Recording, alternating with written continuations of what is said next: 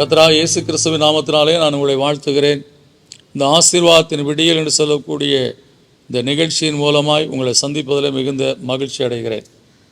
இந்த நாளில் நான் உங்களோடு கூட பகிர்ந்து கொள்ளும்படியான தேவனுடைய வார்த்தை பரிசுத்த பவுல் எழுதின நிருபம் பிலிப்பியர் 4:4. கர்த்தருக்குள் எப்பொழுதும் சந்தோஷமாயிருங்கள் என்று மறுபடியும் சொல்லுகிறேன் என்று சொல்லி அவர் சொல்லுகிறார். Is repeating it. மறுபடியும் சொல்கிறேன், சந்தோஷமாக இருங்க என்று சொல்லக்கூடிய காரியத்தை. அப்போ அவங்க சந்தோஷமாக இருக்க முடியாதபடி வாழ்க்கையில் காணப்பட்டதுனால தான் அங்கே மறுபடியும் சொல்லுகிறார். Is repeating it. சந்தோஷமாக இருங்க.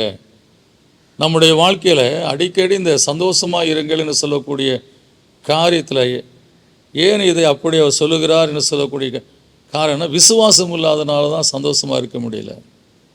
இது என் வாழ்க்கையில் நடக்கும், நிறைவேறும் அப்படி சொல்லக்கூடிய காரியத்தில் நாம் இருப்போம் இருந்தால் சந்தோஷமாக இருப்போம். நம்ம நம்பிக்கை இழந்து விடுகிறோம், விசுவாசத்தை இழந்து விடுகிறோம். அதனால தான் நம்முடைய வாழ்க்கையில் சந்தோஷமாய் இருக்க முடியவில்லை. நாம் தீர்மானித்து விட்டோம், இது நம்ம வாழ்க்கையில் நடக்காது. It cannot happen in my life. I will not get it என்று சொல்லக்கூடிய அந்த ஒரு நிலை தான் நம்ம சந்தோஷத்தை கெடக்கூடிய காரியமாக இருக்கிறது. விசுவாசத்தோடு எனக்கு நிச்சயமாக கர்த்தர் இதை செய்து முடிப்பார் என்று சொல்லக்கூடிய அந்த நிலையிலே நாம் இருப்போம் என்று சொன்னால் சந்தோஷமாக இருக்க முடியும். The matter is believing God and believing God's word. தேவனுடைய வார்த்தையை நம்பி, தேவனை நம்பி வாழக்கூடிய வாழ்க்கையில் நாம் இருப்போம் என்று சொன்னால் நிச்சயமாக சந்தோஷமாக இருப்போம். அப்போ தேவனையே நான் நம்பாத வாழ்க்கை தான் நம்முடைய வாழ்க்கையில் சந்தோஷமாக இருக்க முடியாத ஒரு காரியமாக இருக்கிறது. காட்டு புஷ்பங்களுக்கு உடுத்துகிற தேவன், ஆகாயத்து பறவைகளை போஷிக்கிற தேவன் நம்முடைய தேவன். நமக்கும் அதினதின் காலத்திலே அதினதின் காரியத்தை நேர்த்தியாய் செய்வார் என்று சொல்லி நாம் இருப்போம் என்று சொன்னால் நிச்சயமாக சந்தோஷமாக இருக்க முடியும். நம்முடைய உள்ளத்தை, ஆத்மாவை தேவன்பால் பற்றுதலாக இருக்க நாம் கற்றுக்கொள்வோம் என்று சொன்னால் நிச்சயமாக சந்தோஷமாக இருக்கலாம்.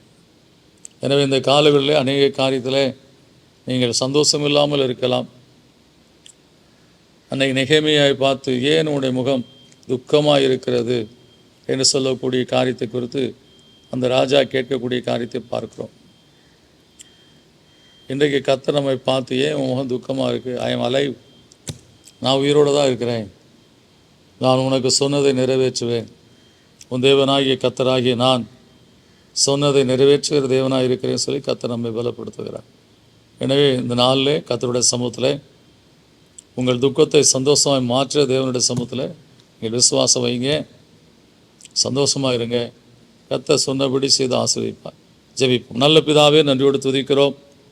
அநேகருடைய வாழ்க்கையில் சந்தோஷமாக இருக்க முடியாததற்கு காரணம், தங்கள் வாழ்க்கையில் இனி இந்த காரியம் நடக்காது, நிறைவேறாது, முடியாது என்று சொல்லக்கூடிய காரியத்தினாலே அந்த மக்களுடைய வாழ்க்கையில் சந்தோஷத்தை இழந்து விடுகிறார்கள். இந்த நம்பிக்கை இழந்ததுனால சந்தோஷமும் இழக்கப்பட்டு விடுகிறது. ஆனால் அந்த பிள்ளைகள் வாழ்க்கையில் துக்க முகமாய் காணக்கூடிய நிலை காணப்படுகிறதப்பா.